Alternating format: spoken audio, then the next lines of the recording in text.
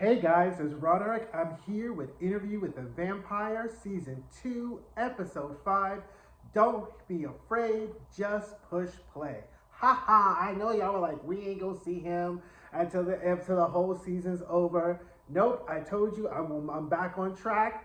So let's get into it because this is a whole lot. Like, I really wasn't expecting a lot from this episode just based upon the previews and whatever like that, but this is why we go up for Interview with the Vampire, because they will give us drama, they will give us gay like hijinks. It was just everything, and I just ate it all the way up. Okay, so if you're new to this channel, this is where we review television, movies, comic books, reality, a little bit of reality television show, all bundled up with a little key with an eye towards screenwriting, acting, and directing. So let's get into it. So as I said in my last video, typically right around episode 4 and 5, do we see the convergence of all the plot lines kind of start to kind of coming together. Kind of like a thread, if you're like a French braid, you start to see them coming together, right? So our A plot line was, Claudia and Louis in Paris. Our B plot line was Louis and Claudia's kind of guilt over what happened with Lestat. Then you had our C plot line of kind of Malloy's kind of fuzzy memory situation. And D, kind of like what happens next. So we start to see some of these plot lines kind of come together in another flashback episode. Now, this is what is so novel. Typically, in most series, you don't have two flashback episodes so close together. You may have one kind of like early on, like in episode 3, and then maybe towards like episode 6 or maybe episode 8 if you have like a 10 episode series.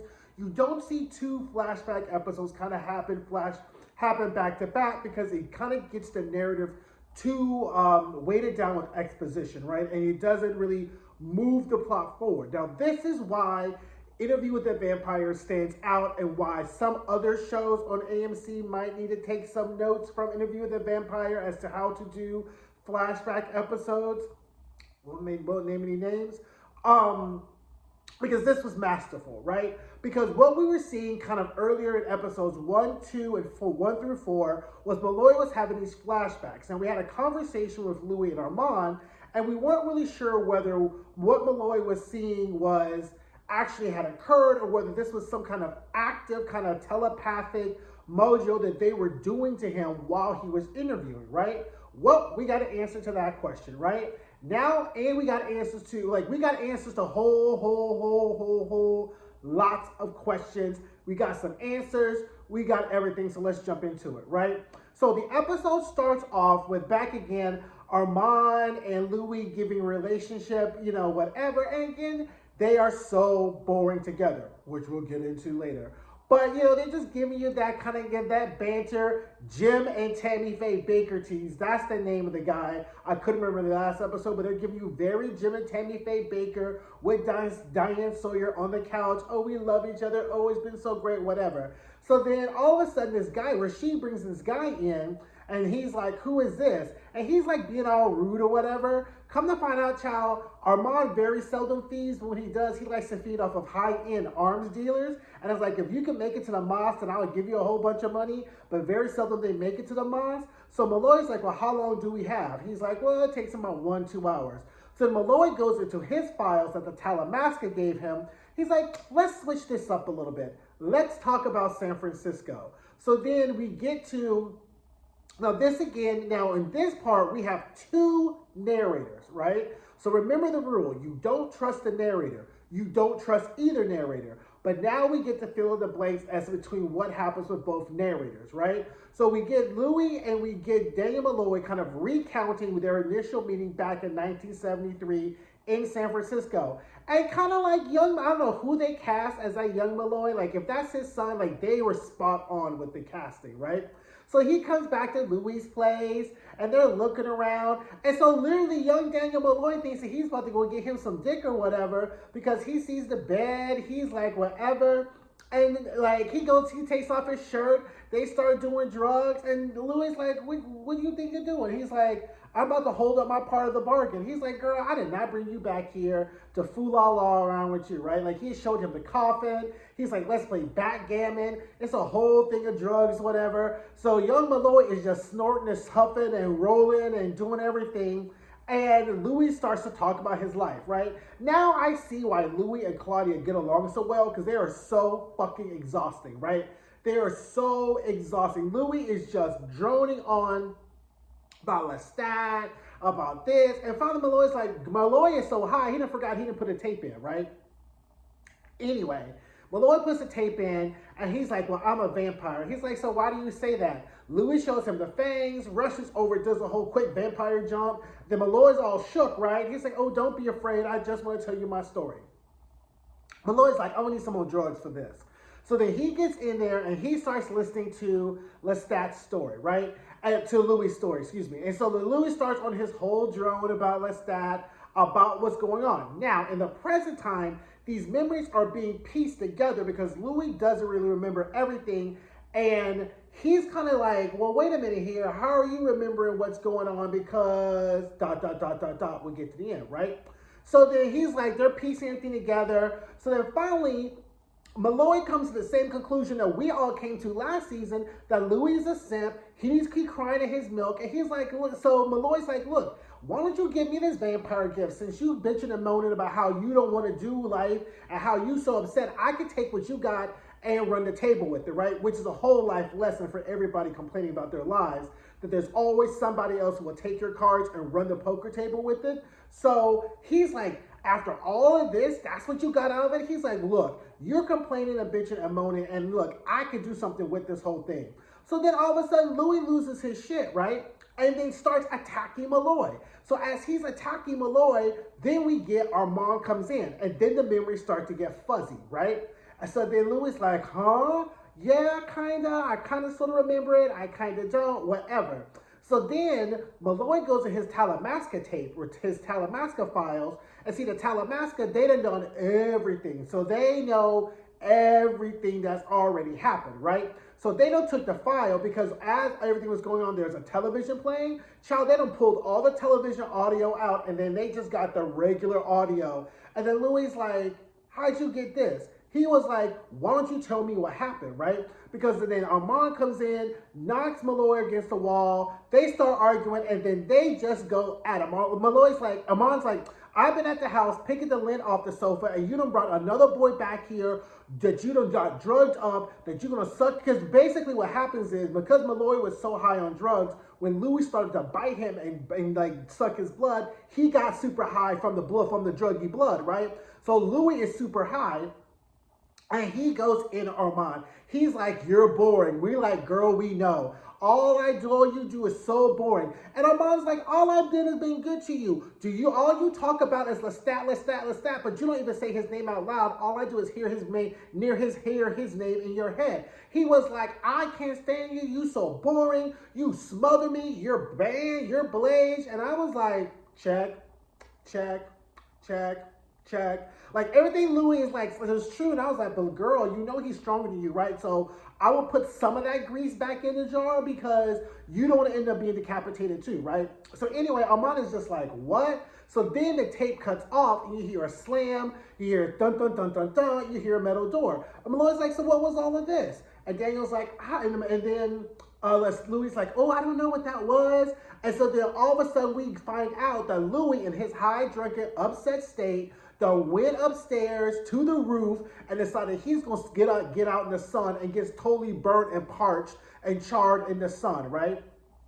So then Armand put his ass in the bed, right? And he's writhing and wriggling for pain. So now Armand is fully in his bag. He is fully in his feelings. He is fully feeling some sort of way about the whole thing. So he comes out and sees Malloy, who he's been having under a trance for like whatever days, as Louis is sitting in here like writhing for pain, and he's like, let the boy go. And then like Louis is looking at him in the living room, and Armand is salty. He's making like Malloy jump up and fall down and jump up and fall down. He's like, the boy is fine. So Armand goes outside. It's like, so what's so interesting about you? How is it that he wants to tell you all his business? How come he wants you, you know? And he starts like probing in his mind. And Armand's like, look, I'm not here for the fucks. Look, I'll be on my knees in a second. Like, and then whatever. And Armand is just really, really, really upset because he's like, Louis never shared with him all the things he thought about Lestat that he heard on the tape, right? So he's like, why are you telling all this stuff with you? So then we see the body on the floor as he's laying on the floor, which is what we saw in Malloy's flashbacks. Child, that's some nosy motherfucker who just saw Louis go outside and try to burn himself that Armand had to go track down and kill him before he went and told all the church's business. So now everybody is like, oh my God. So then Armand is just in his feelings. He is feeling super upset. He's like quasi-torturing Malloy, all this other thing. Now, back in the present, they're all piecing all these stuff together. Malloy's feeling some sort of way. He was like, I can't believe you. How long was I up in this house? How are you doing this to me? And then Daniel's like, trying to, you know, give you the full Egyptians, like he don't know what's going on. And Malloy is starting to feel some sort of way about this whole thing as his memories come back, right? So we go back to the past. And now he's still in trance, like watching television, and we see Armand is talking telepathically to somebody else, right? And then Malloy is trying to figure out who he's talking to. So now they got their feet like in a bed of like sand to try to get Malloy's memories, and he can't figure out. And then Louis like in pain. He's like, put me in a coffin. So they go in a coffin, and then all of a sudden, you know, Louis is all upset, and then Armand pretty much gives you the "Ain't I been good to you?" Mary J. Blige's vampire version. I'm not gonna cry no more. He's like, if you wanted to go back to the chaos and the craziness of Lestat, you could have asked me at any time. So now we find out that Armand telepathically gets in contact with Lestat.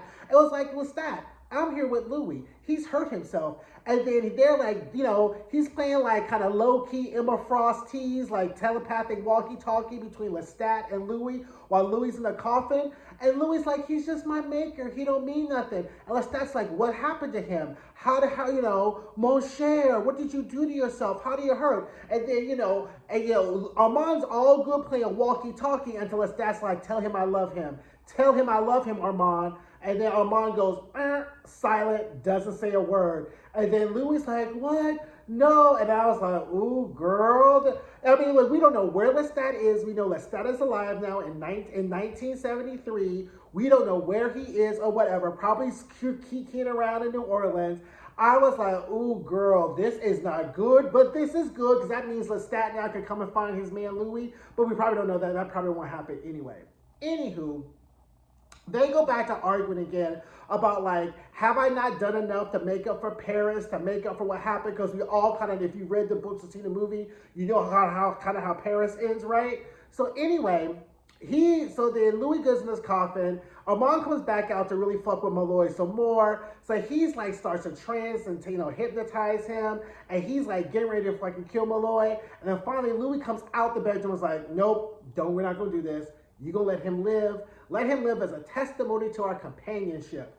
And so then he's like, really? Is that an order, Metra? He's like, no. He's like, are you asking me? He's like, nah, I'm not asking you. I'm telling you, leave that fucking boy alone, right? So then we see Louis go and talk to Malloy, and we don't know what he says, right?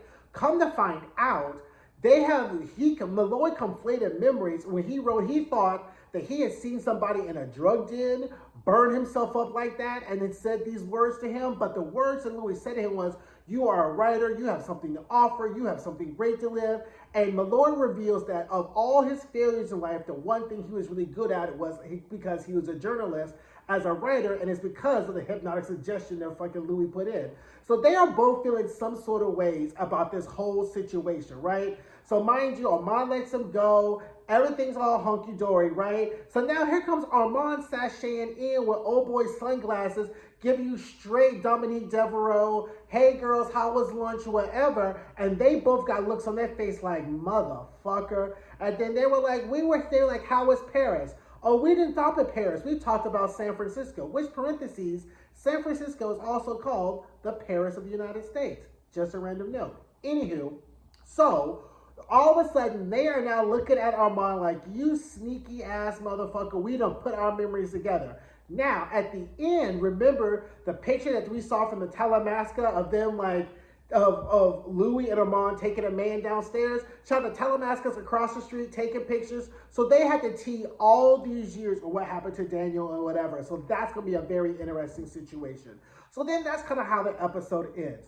So let's break this down really quickly, right? Because on the surface, this was hijinks, this was messy, this was fun. But what also this was a lesson in foils, right? So if you take, so before we have Louis, and then he has a relationship with Stat, and we use that as a foil against his relationship with Armand, which as we've been saying, it's boring, it's plain, it's blah, as opposed to the chaotic, enthralled, abusive, psychotic relationship. So in this episode, we really kind of see what Stat and Armand push together as a foil. And what's very interesting is during Armand's really jealous rage, we see what what Malloy could have been, and what his as him as a foil. So these three storylines kind of all wrapping together is good. Now, why does this matter? It's because the next two episodes, so I guess 6, 7, and 8, the next 3 episodes, we don't have to worry about Malloy and his shaky memories no more. We can deal with Paris and how Paris was burning, literally and figuratively. So anyway, guys, that's the episode. Drop down in the comments. Let me know what you think. This was an A+++++ episode. Armand is still boring. The relationship lacks any type of chemistry, but I was here for the mess and the gruesomeness. See you guys later. Bye. Hey guys, thanks for watching my videos. Don't forget to like, comment, subscribe, and share. And don't forget to check out some of my other videos.